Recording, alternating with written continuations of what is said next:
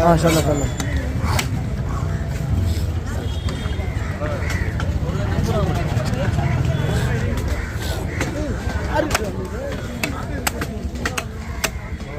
கத்தியெல்லாம் எல்லாம் ரெடி பண்ணியாச்சு.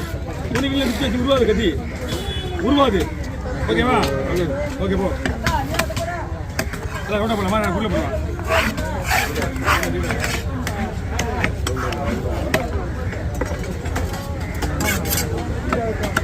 ஏய் நான் செல்வனா மீன் எடுத்துவாங்க.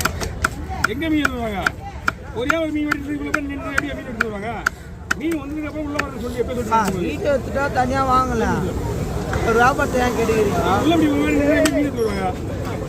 உள்ள ஜனமாக இருக்கு வர மாட்டாங்க. நாளைக்கெல்லாம் உள்ள ஓட்ட கிடையாது.